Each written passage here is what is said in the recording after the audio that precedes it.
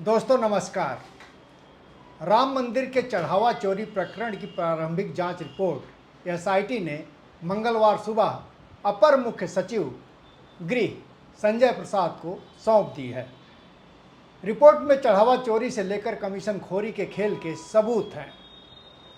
मंदिर में कर्मचारियों की नियुक्ति गणना प्रक्रिया में भी बड़े हेरफेर की आशंका एसआईटी ने जताई है। उससे संबंधित तमाम साक्ष्य जुटाए हैं। गवाहों का भी जिक्र रिपोर्ट में किया गया है।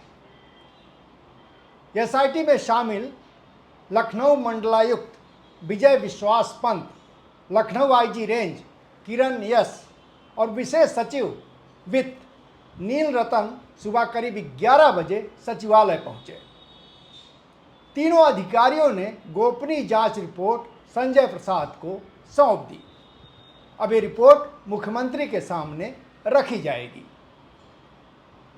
सूत्रों के मुताबिक रिपोर्ट में ट्रस्ट के पदाधिकारियों पर सबसे बड़ा सवाल उठाया गया है।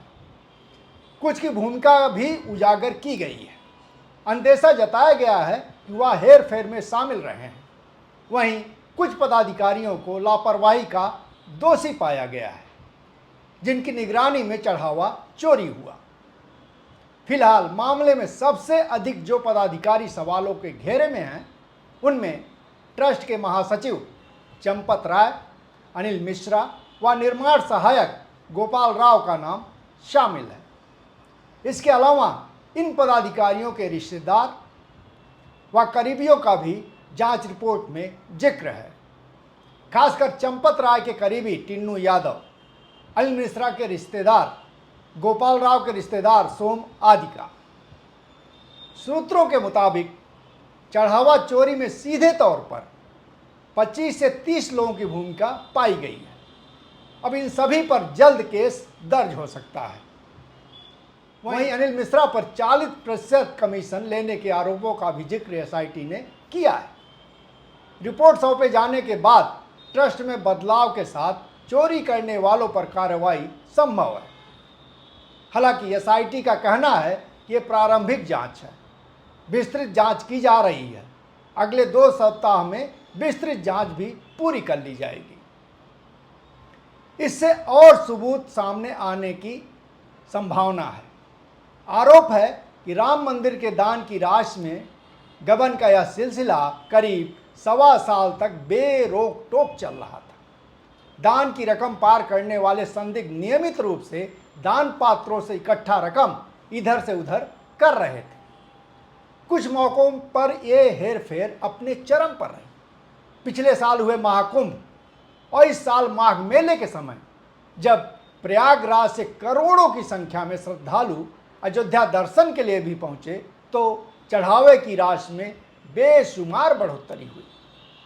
कथित गबन करने वालों के लिए यह समय बहुत सुनहरा साबित हुआ और गिनती करने वाले लोगों ने इसका फायदा उठाते हुए एक एक दिन में 10 से 15 लाख रुपए तक चंदे की राशि पार कर दी।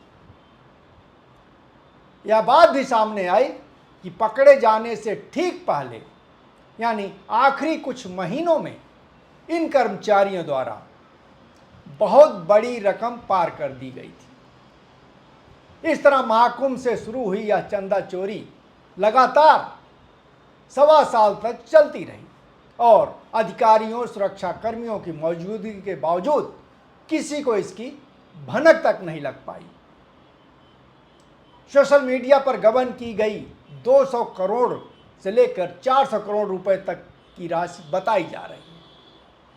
राम मंदिर से दान राशि का इतना बड़ा गबन किसी एक व्यक्ति का काम नहीं था, बल्कि यह नियुक्तियों में भाई भतीजावाद, सुरक्षा में भारी चूक और गिनती की प्रक्रिया में मौजूद खामियों का फायदा उठाकर किया गया एक सुनियोजित खेल था।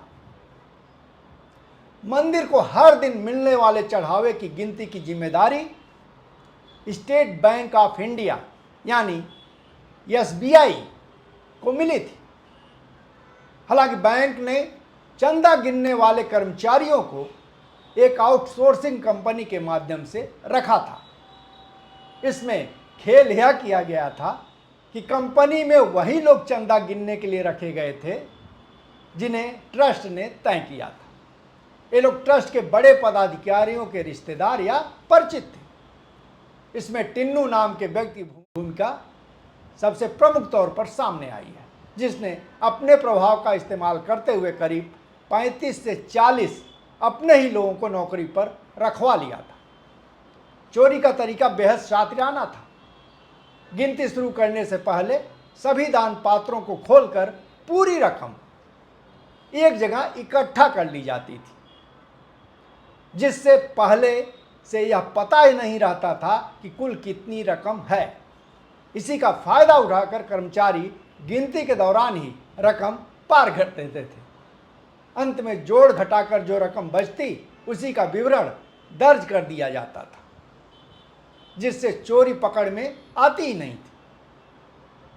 गौरतलब है कि 22 जनवरी 2024 को हुई प्राण प्रतिष्ठा कार्यक्रम के बाद 2 साल में राम मंदिर से 4 बड़े विवाद सामने आए।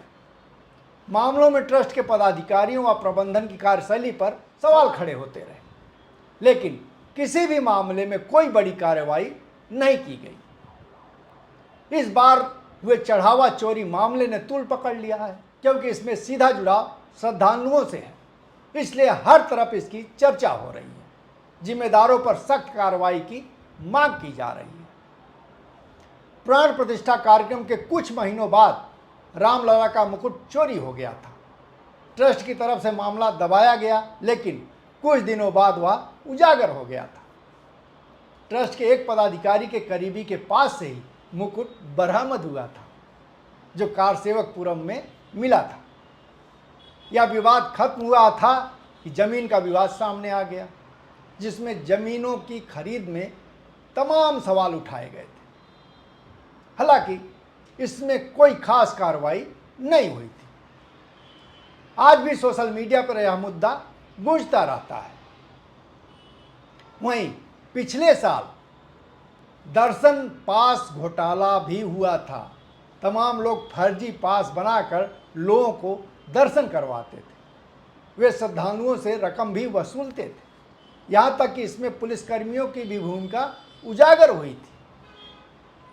तब इस मामले में कार्रवाई की गई थी। इस व्यवस्था में सुधार करते हुए QR कोड वाले पास जारी किए जाने लगे। हालांकि अभी भी दर्शन करवाने में कुछ लोग खेल करते हैं, लेकिन उस तरह के फर्जीवाड़े पर कोई रोक नहीं लगाई गई।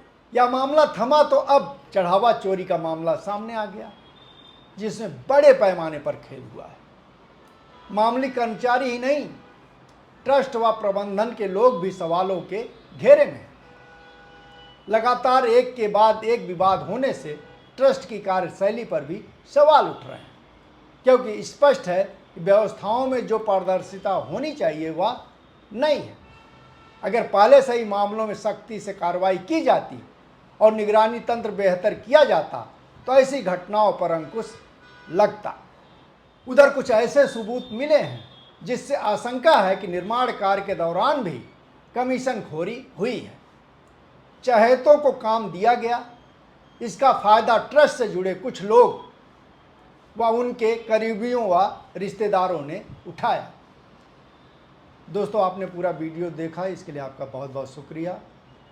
हम आप एक दूसरे के साथ बने रहें, इसके लिए ज़रूरी है कि आप चैनल को सब्सक्राइब कर लें। कोई टिप्पणी हो, किसी तरह का सुझाव हो या कोई शिकायत हो तो आप नीचे कमेंट बॉक्स में दे सकते हैं, वो हम तक पहुंच जाएगी। बहरहाल एक बार फिर आपका शुक्रिया। नमस्कार।